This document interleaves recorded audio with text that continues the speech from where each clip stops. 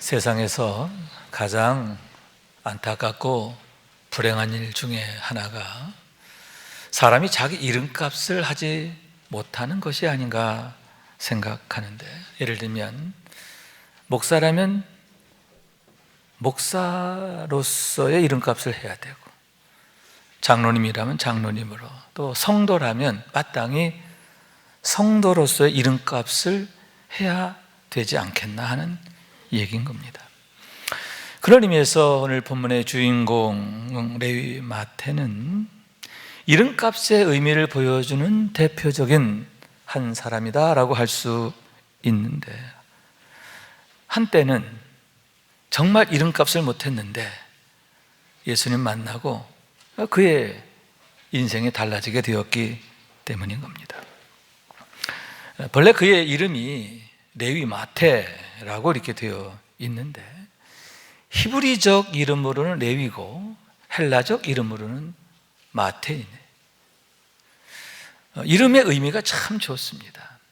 레위란 뜻은 연합한다라는 뜻이고요, 마태라는 이름의 뜻은 하나님의 선물입니다. 아마도 그가 태어났을 때 그의 부모가 너무너무 감사해서 그렇게 이름을 지은 것 같아요. 이 아이는 하나님의 선물이다, 우리 가정에 주신 하나님의 선물이다. 그래서 하나님께 감사하고 찬미하는 거죠. 아울러 장차 이 아이가 자라서 이 세상에 대한 하나님의 선물이 됐으면 좋겠다, 세상에 복이 되기를 원하는, 그걸 소망하는 부모의 간절한 염원이 바로 그 이름에 담겨져 있는 게 아닌가 하는 얘기입니다. 그런데 너무나 안타까운 게 그가 이름값을 못하게 되었다라고 하는데, 왜냐하면 그의 이름 앞에 세리라고 하는 단어가 붙여지게 되었기 때문이죠. 당시 세리는 죄인과 같은 뜻이었어요. 죄인 중에도 가장 악명 높은 죄인으로 그렇게 불려졌어요. 자신의 이름 앞에, 그의 이름 앞에 죄인이라고 하는, 흉악한 죄인이라고 하는 그런 의미가 붙여짐으로 인해서 사람들로부터 손가락질 받고 멸시받는 자의 전형이 되었기 때문이다 라고 하는 얘기입니다. 우선 세리의 일이 당시에는 동족들의 고열을 착취하는 일이었기 때문이에요. 당시 그 지역을 로마가 지배하고 있었는데, 로마의 과세 방식이 청부 방식이었어요. 청부 방식. 이게 어떤 거냐면, 어떤 특정한 지역에 과세할 일이 있으면 현지인 중에 그 누구에게 선금을 받고 징수권을 파는 거예요. 그러면 돈 주고 징수권을 산 사람이 그 지역에 대해서 임의로 세금을 거두게 되는데, 그게 악랄했다는 거죠. 어떻게든 조금이라도 더 많이 거둬야 자기에게 이득이 되니까 물불을 가리지 않고 온갖 수단 방법을 다해서 동족들의 고열을 착취하게 되었고, 그로 인해서 동족들로부터 지탄을 받고 또 미움을 받게 됐다는 거죠. 로마의 앞잡이 노릇을 하는데 그치지 않고 동족들의 고열을 착취하는 사람, 그게 바로 당시의 세리였고 마태였다라고 하는 거죠. 다행하다고 할까요? 그나마 다행인 것은 그 일에 사장님이 아니고 직원이었다는 거예요. 월급 받고 일하는 사람처럼 그렇게 보여지는데, 그렇다고 해서 그가 그러한 비난에서 자유롭지 못하다 할 수 있는데, 하나님의 선물이라고 하는 너무나 아름다운 이름을 갖고 있음에도 불구하고 정작 그는 세상에 화를 가져오는 그러한 안타까운 사람이 되었음을 보게 되는 겁니다.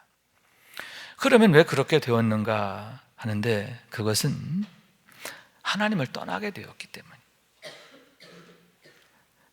원인은 알 수 없어요.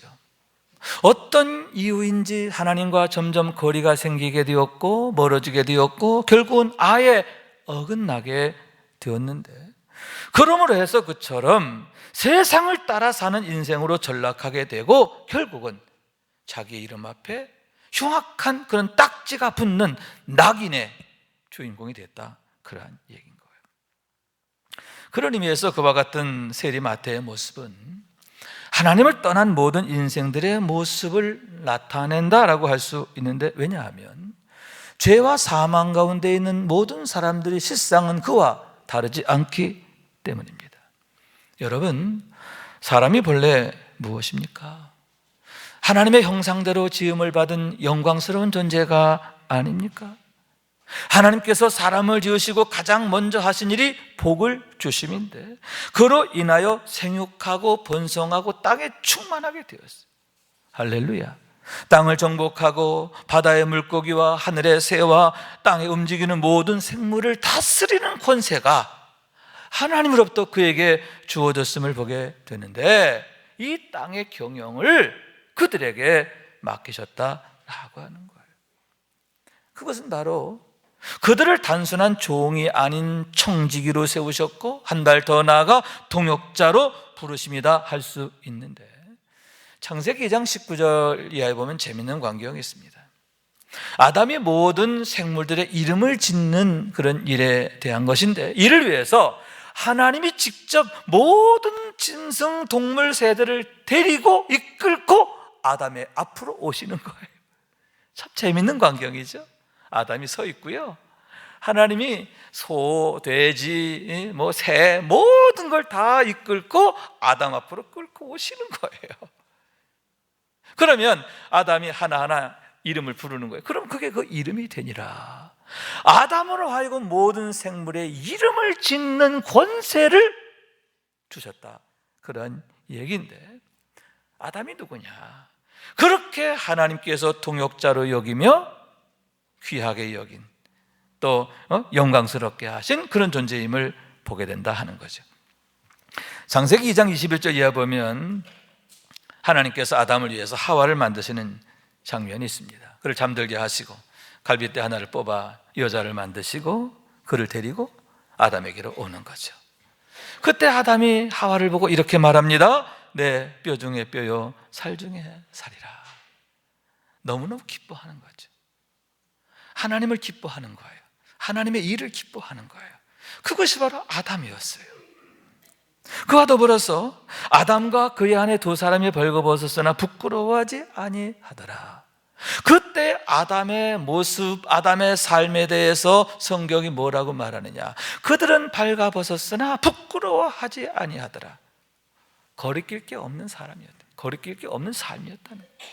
하나님과의 관계에서 뿐만 아니라 사람과의 관계, 또 모든 그런 문제에 있어서 거리낄 게 없는 사람.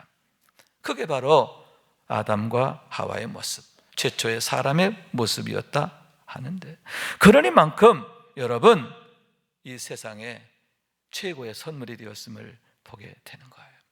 하나님의 영광이 아담을 통해서, 하와를 통해서, 그의 가정을 통해서 나타나고 보여지게 되었음을 보게 되는 거예요. 그런데 그런 아담이, 그런 하와가 범죄하게 되죠. 그럴 때 어떻게 됩니까?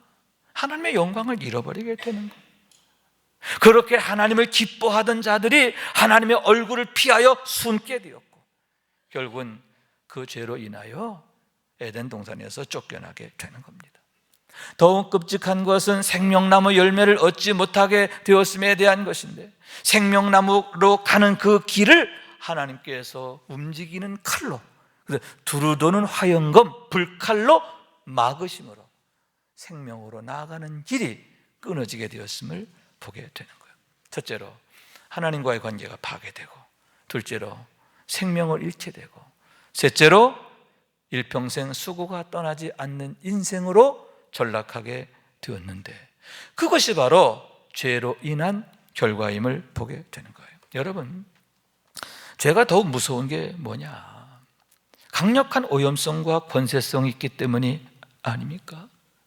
그러므로 죄를 범하면 죄에 빠지게 되고, 그때로부터는 죄가 왕노릇하게 되는데 거기에서 헤어날 수 없기 때문이 아닙니까?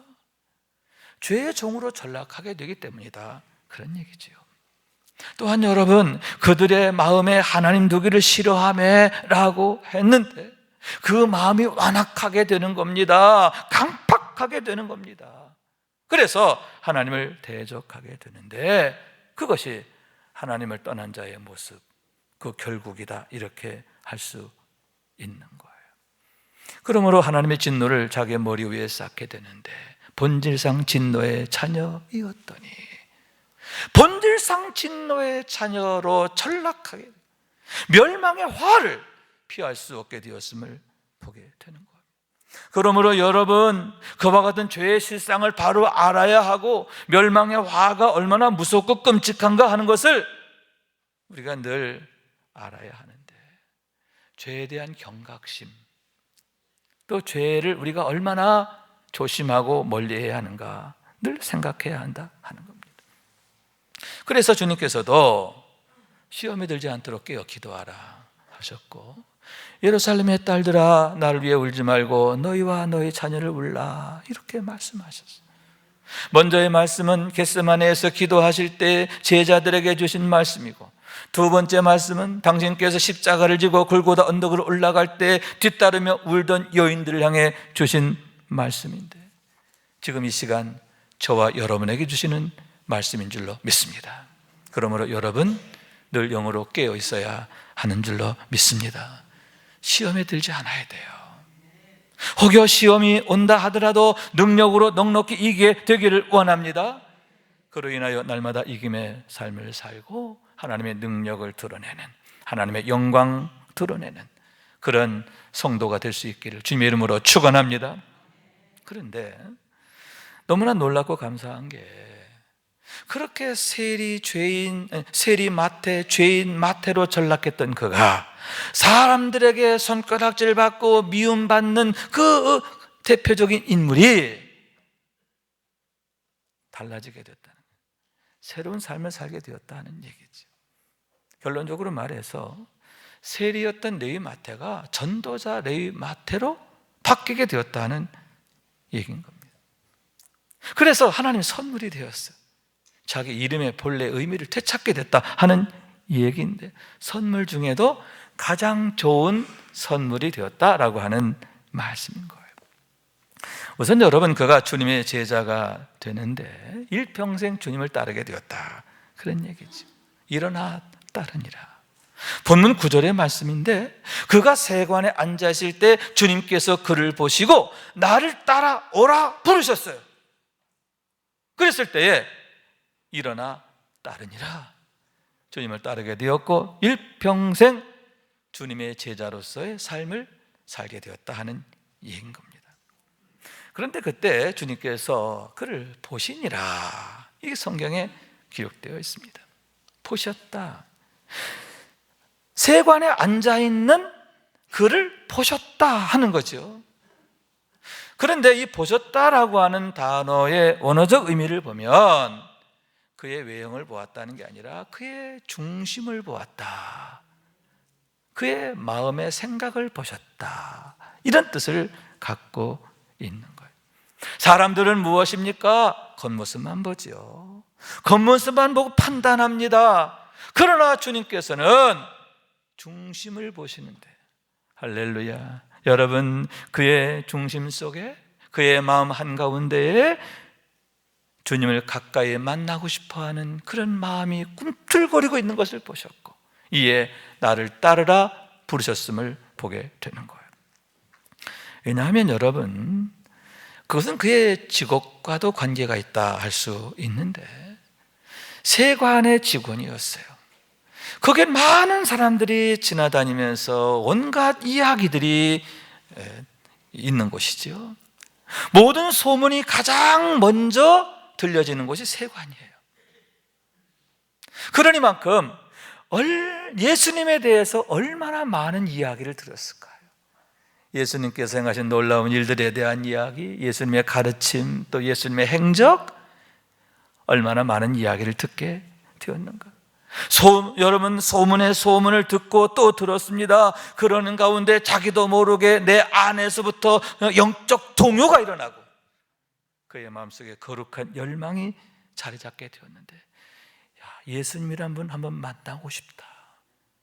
예수님을 만나고 싶은 뜨거운 마음이 그 안에 자리 잡고 꿈틀거리게 됐다, 그런 얘기죠. 사도 바울이 말합니다. 그러므로 믿음은 들음에서 나며 들음은 그리스도의 말씀으로 말미암느니라. 그것이 바로 복음의 능력인데, 그런 복음의 능력으로 그 안에 영적 동요와 함께 거룩한 열망이 강력히 일어나게 되었음에 대한 얘기인 거예요.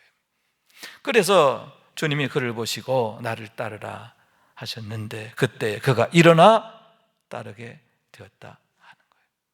일어나 따르게 되므로 이제 주님의 제자가 되고 새로운 삶의 첫 발을 내딛게 되었음에 대한 얘기인 거죠. 일어났다라고 하는 말은 뭐냐? 자기의 모든 걸 내려놨다는 거예요. 이제 버렸다는 거예요. 이제는 내 삶의 가치의 기준점을 예수께로 두겠다, 삶의 목적을 예수에게로 두겠다, 이런 의미가 담겨져 있는 거예요. 그런 마음을 가지고 그가 새로운 출발을 하게 되었는데, 그러므로 해서 그의 인생이 바뀌고 운명이 바뀌게 되었음을 보게 되는 거예요. 여러분, 멸망으로 향해 곤두박질치던 그의 인생이 영생으로 나가는 길이 된 줄로 믿습니다. 세상의 화근 덩어리였던 그의 삶이 세상의 축복으로, 세상의 선물로, 하나님의 선물로 바뀌게 되었음을 보게 되는데, 이제 그가 제자 마태가 되었기 때문임을 보게 되는 거예요. 그러면 여러분, 주님의 제자가 된다는 건 과연 무엇입니까? 항상 주님의 뒤에 서는 것이 아닙니까? 우리가 주님의 제자가 되기 위해서 힘써야 하는 게 뭐냐? 항상 주님의 뒤에 서야지 주님보다 앞서면 안 된다, 그런 얘기지요. 항상 문제가 앞서기 때문에 문제예요. 내 생각이 앞서고 내 욕심이 앞서고 내 방법이 앞서는 거죠. 거기서 내가 복음이 나오고 온갖 이단들이 나오고 온갖 거짓이 나오고 문제가 생기는 거죠. 그런데 여러분, 그때로부터 마태는 항상 주님의 뒤에 서서 주님을 따르는 삶이 된 것을 믿으시기 바랍니다. 그래서 사도 바울이 이렇게 말합니다. 또 너희는 많은 환난 가운데서 성령의 기쁨으로 말씀을 받아 우리와 주를 본받는 자가 되었으니. 이 데살로니가 교회에 보낸 편지거든요. 그리스도인이란 누구냐? 주님을 본받는 자라고 하는 거죠. 항상 주님을 앞에 모시고 주님을 뒤따르며 주님의 마음을 배우고 말씀을 배우고 또 마음을 본받고 말씀을 본받고, 할렐루야, 주님의 삶을 본받는 거죠. 그게 바로 제자의 삶이다 하는데, 그렇게 주님을 본받게 되었을 때에 예수님처럼 살게 된 것을 믿으시기 바랍니다. 또한 여러분, 주의해야 하는 게 있는데, 주님과의 관계에 있어서 틈이 생기지 않도록 늘 조심하고 주의해야 한다 하는 거예요. 왜냐하면 틈이 생기면 반드시 사탄이 역사해요. 사탄은 항상 그것만 노리고 있어요. 틈이 생기기만 노리고 있는 거예요. 그리고 그 틈이 점점 더 벌어지도록 온갖 교묘한 일을 하게 되는데, 여러분, 틈이 점점 벌어지면 나중에 어떻게 되죠? 아예 멀어지고 아예 떠나게 되는 거예요. 그것이 바로 사탄이 하는 일, 마귀가 하는 일이다 라고 하는 얘기인 거예요. 여러분, 주님과의 거리가 멀어지면 어떻게 되느냐? 말씀과도 멀어지잖아요. 주님의 거리만큼 말씀도 멀어지는 거예요. 그렇게 되면 온갖 잡소리들만 끼어들게 되는데 복음이 혼잡하게 되고 복음이 변질되게 되고, 주님의 말씀을 따르는 게 아니라 내가 복음이 되는 거예요. 내가 복음이 되는 거예요. 그것이 바로 온갖 영적인 문제를 가져오게 되는데, 교회를 혼잡해하게 하고 성도들을 넘어지게 하는 그런 원인이 되는 걸 보게 되는 거예요. 그렇기 때문에 늘 우리는 마귀가 틈타지 못하도록 아예 틈을 주면 안 돼. 여러분, 주님과의 거리를 더욱 좁혀야 하는 줄로 믿습니다. 말씀과의 거리를 좁히고 교회와의 거리를 좁히고 특히 영적 지도자인 담임 목사와의 영적 거리를 좁혀야 돼요. 그래서 혼잡한 것들이 아예 틈타지 못하게 해야 할 줄로 믿습니다. 그런 면에서 여러분, 우리가 요즘 특히 유튜브 주의해야 돼요. 그죠? 자칫 유튜브가 이단들과 또 거짓 선지자들의 악용되고 그것으로 인하여 성도들을 혼잡하게 할 그런 위험이 있기 때문이다 하는 거죠. 여러분, 우리가 기독교적 서적 읽는 게 참 도움이 되는데 아무 책이나 읽는 거 아니죠. 영적으로 건강하다 이렇게 인정된, 검증된 그런 책을 읽어야 하는 거예요. 또 설교나 신학 강의 이런 것은 더더욱 우리가 주의를 해야 합니다. 왜냐하면 우리가 교묘한, 사탄, 악한 마귀나 이 이단들은 교묘한 말로 속이기 때문에 여러분, 그 교묘한 말로 인하여 복음이 변질되고 왜곡되고 혼잡하게 될 그런 위험이 있기 때문인 거예요. 그래서 어떤 좋은 영상이 있거나 또 좋은 자료가 있으면 여러분, 내가 판단이 잘 되지 않을 때 교회 목사님에게 문의를 하는 거죠. 이런 영상이 있는데 괜찮을까요? 이걸 우리 가족들과 나눠도 괜찮을까요? 우리 속회와 나누어도 괜찮을까요? 그래서 검증을 받고 그런 다음에 나누는 게 좋겠다. 건강하지 않은 것을 나누게 되므로 자칫 가족을 다치게 하고 또 이웃을 다치게 하는 그런 위험성이 있기 때문이다 하는 겁니다. 여러분, 항상 주님과의 거리를 더욱 가까이 하게 되기를 원해요. 말씀을 가까이 하고, 아멘, 예배를 가까이 하고, 성령님을 가까이 하고, 할렐루야. 그래서 늘 성령 충만하고 하나님의 능력으로 승리하는 그리스도의 제자로서 순결함을 잃지 않고 늘 승리하는 우리 모두가 될 수 있기를 주님의 이름으로 축원합니다. 또한 여러분, 그가 전도자의 삶을 살게 되는데 세상에 화근덩어리였던 그가 세상을 살리는 사람, 할렐루야, 세상에 복이 되는 그런 존재로 바뀌게 되었음에 대한 이야기인 거예요. 마태 사도는 특히 동방 쪽에서 전도를 하시다 순교하시게 돼요. 페르시아 지역 그쪽에서 전도하다가 순교하시게 되는데, 그러므로 그의 마지막에는 전도자 레위 마태라는 이름으로 남게 되는 거예요. 그러니까 세리 마태가 제자 마태가 되고 그 다음에는 전도자 마태가 되었음을 보게 되는데, 천사도 흠모할 만한 너무너무 영광스러운 이름의 주인공이 되었음을 보게 되는 거예요. 그와 더불어 여러분, 그가 복음서를 저술하게 되는데 여러분, 너무나 엄청난 일이 아닙니까? 왜냐하면 마태가 쓴 마태복음으로 인해서 얼마나 많은 사람들이 예수님을 알게 되고 예수님을 만나게 되고 구원받게 되었는가, 수를 헤아릴 수가 없는 거예요. 지난 2000년 동안 얼마나 엄청난 선한 영향력을 끼쳤는가, 그런 얘기죠. 그가 복음서를 저술하고 그럼으로써 교회에, 하나님 나라에 정말 결정적 기여를 하게 되었는데 너무너무 귀한 일이다, 너무너무 복된 일이다, 정말 선물 중에 최고의 선물이 되었음을 보게 되는 겁니다. 어쩌면 여러분, 주님께서 처음 그를 보셨을 때에 아마도 주님이 그런 꿈을 꾸시지 않았을까 생각해요. 사람들은 세관에 앉아있는 죄인 마태만 보았지만 주님은 그가 예수님 만나서 주님의 제자가 되고 그가 성령 받고 후에 이렇게 위대한 일을 하게 될 그런 사람으로 생각하시고 기대하시고 그를 부르신 것이 아닌가, 그렇게 생각하게 되는 겁니다. 왜냐하면 그에게는 다른 사람이 갖지 못한 탁월함들이 있었어요. 그 중에 두 가지가 그의 탁월함이다 이렇게 말할 수 있는데, 하나는 언어적 능력이에요.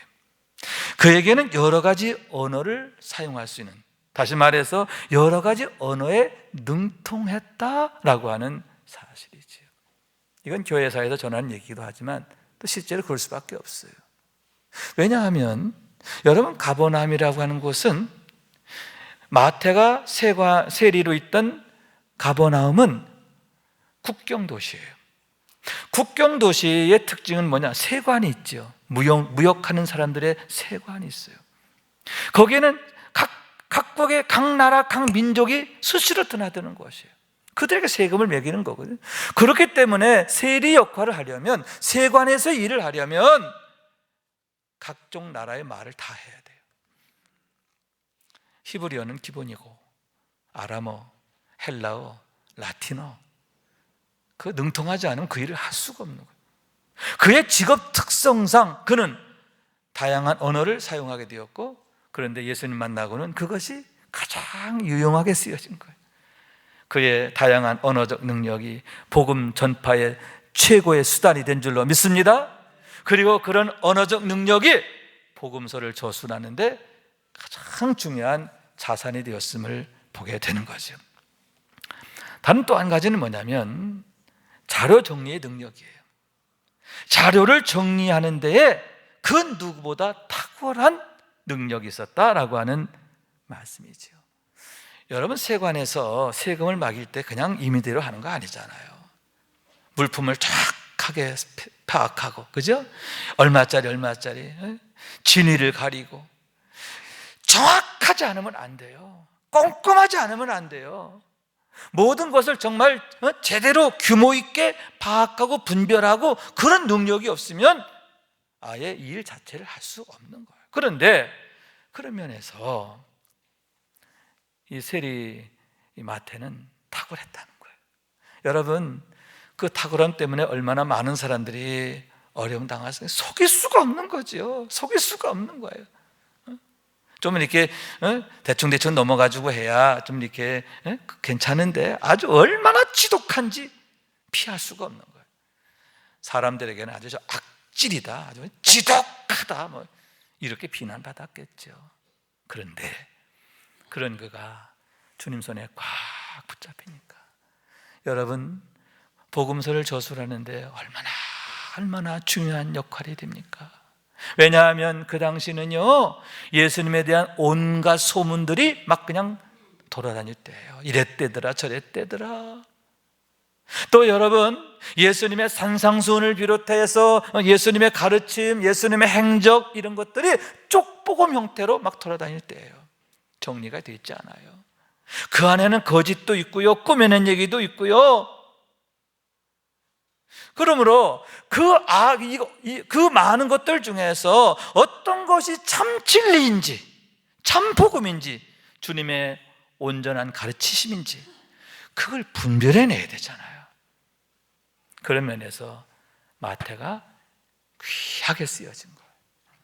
그걸 잘 분별해가지고 거짓된 건 다 골라내고 엑기스만 모아서, 참 진리만 모아서, 말씀만을 모아서 여러분, 복음서를 저술하게 되었는데 그것이 바로 마태복음이 되었음을 보게 되는 거예요.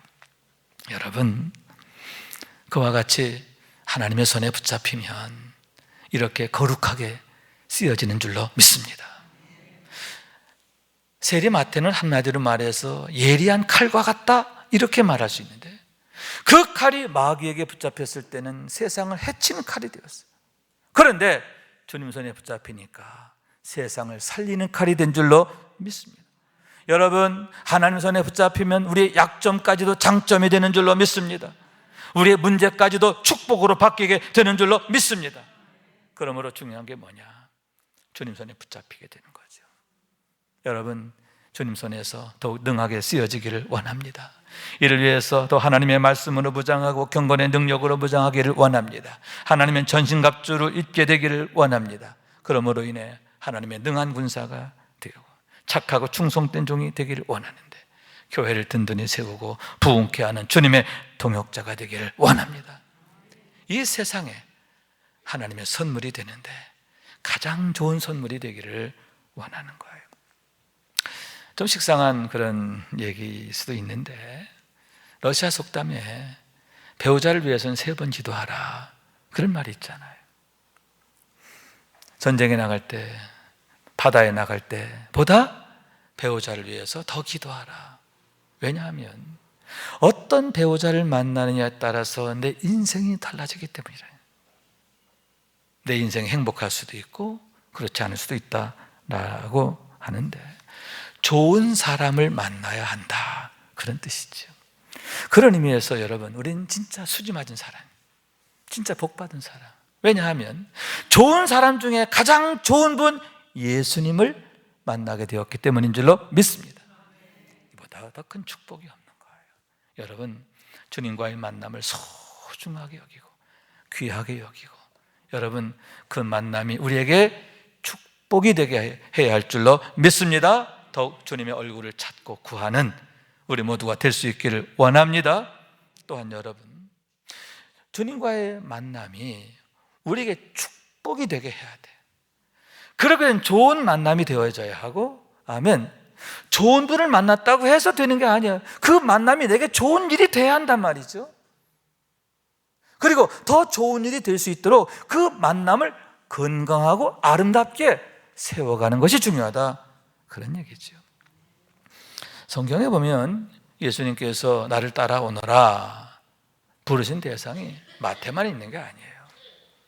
허다한 사람들이 주님의 부르심을 받았는데 그 중에 주님을 따른 사람이 많지 않았다, 그런 얘기죠. 예를 들면 어떤 부자 청년의 경우 나를 따라오너라 하셨지만 거절합니다. 왜냐하면 그는 부자인 거로 재물에 대한 욕심을 내려놓을 수가 없었던 거예요. 다시 말해서 일어날 수가 없는 거예요. 자기 앉은 자리에서 일어날 용기가 생기지 않았기 때문에 결국 자기 자리에 그대로 앉아 있다가 주님 만날 기회를 잃어버리게 되었음을 보게 되는 겁니다. 가룟 유다의 경우는 주님의 제자까지 되었어요. 그런데 사탄이 그의 마음속에 예수님의 팔려는 마음을 넣었는데 뿌리치지 못합니다. 자기 마음을 지키지 못한 거예요. 그랬을 때 결국 은하 30냥에 예수님 팔아버리는 정말 인류 역사의 제일 파렴치한 인생으로, 흉악한 인생으로 전락하게 되었음을 보게 되는 거예요. 내 마음을 지켜야 돼요. 내 마음을 지키지 못함으로 실패하게 되었음을 보게 되는 겁니다. 헤롯 대왕의 경우는 더 끔찍하지요. 동방 박사들이 와서 메시아의 오심을 전했어요. 그때 그가 말합니다. 나도 가서 함께 경배하겠다. 어디서 예수가 나섰는지, 어디에 메시아가 나섰는지 알면 나에게도 알려주시오. 나도 가서 경배하겠소. 이렇게 말하죠. 그러나 실상은 무엇입니까? 해치기 위해서요. 결국 유아들을 집단 살해하는 참극을 벌이게 되는데 하나님의 일을 가로막으려고 하다가 그가 망하게 되었음을 보는 거예요. 그가 하나님이 치심으로 벌레에 먹어 죽으니라, 하나님이 치시는 인생으로 전락하게 되었다 하는 거죠. 그러나 여러분, 세리였던 마태는 일어나 주님을 따르니라 자신의 자리에서 일어난 줄로 믿습니다. 여러분, 일어난다는 게 그냥 단순히 이거 아니죠. 자기의 모든 걸 내려놓고 자기의 인생의 목표를 바꾸는 거예요. 가치의 기준점을 바꾸는 거예요. 여러분, 그랬을 때에 그의 운명이 바뀌잖아요. 삭개오의 경우는 어떠합니까? 돌무화과 나무에 올라가서 주님을 기다리게 된 줄로 믿습니다. 그때 주께서 그를 보시고 삭개오야 속히 내려와라, 내가 오늘 내 집에 유하여 하리라. 주님께서 뭐라고 해요? 속히 내려와라. 주님이 얼마나 기쁘셨는가, 그걸 보여주는 거예요. 여러분, 이렇게 마태처럼 또 삭개오처럼 주님을 적극적으로 구할 때 주님께서 그들을 찾아가 주시고 만나 주시고 또 그들을 이렇게 당신의 제자로 삼으셨음을 보게 되는 겁니다. 대강절 두 번째 주일을 맞이하면서 우리들 역시 마태처럼 또 삭개오처럼 주님을 기다리게 되기를 원해요. 주님을 더욱 찾고 구하게 되기를 원합니다. 주의 부르심에 대해 적극적으로 응답하게 되기를 원합니다. 또 말씀을 따르고 성령을 따른 삶이 되기를 원합니다. 그래서 여러분, 성도라고 하는 이름 너무나 고상하고 아름답지 않습니까? 거룩한 물이라는 거죠. 하나님께서 내가 거룩하니 너희도 거룩하라 하셨는데 우리가 하나님 앞에서 거룩한 백성이 되고 거룩한 자녀가 되는 줄로 믿습니다. 거룩한 통역자가 되는 거예요. 여러분, 이렇게 영광스러운 이름, 그 이름을 얻게 되었는데 그 이름에 잘 어울리는 할렐루야. 정말 성도다운 성도로 하나님 앞에 칭찬이 되고 영광이 되고 자랑이 되는 우리 모두가 될 수 있기를 주님의 이름으로 축원합니다. 축원합니다. 말씀 생각하면서 기도한 마음으로 찬양합시다. 오직 주만이. 나의 영혼이 잠잠히 하나님만 바라며 나의 구원이 그에게서 나는 도다. 나의 영혼아 잠잠히 하나님만 바라라. 나의 소망이 저에게서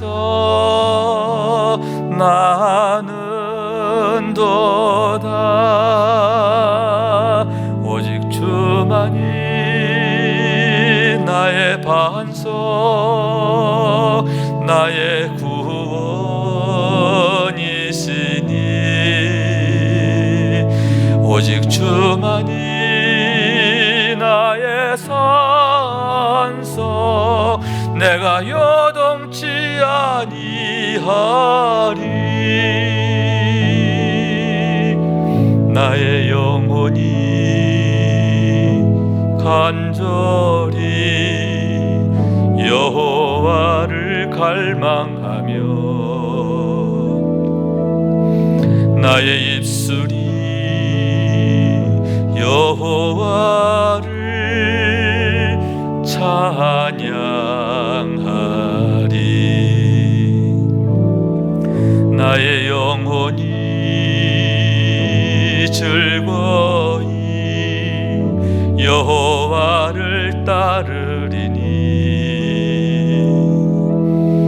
나의 평생에 여호와를 송축하리. 오직 주만이 나의 반석 나의 구원이시니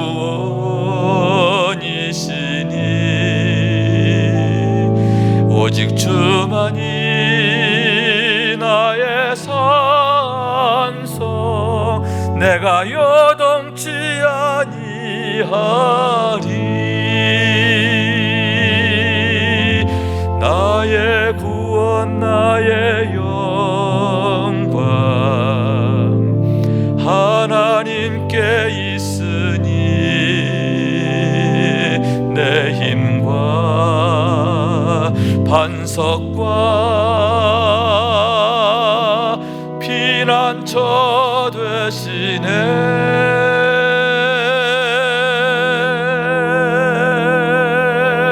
오직 주만이 나의 반석 나의 구원이시니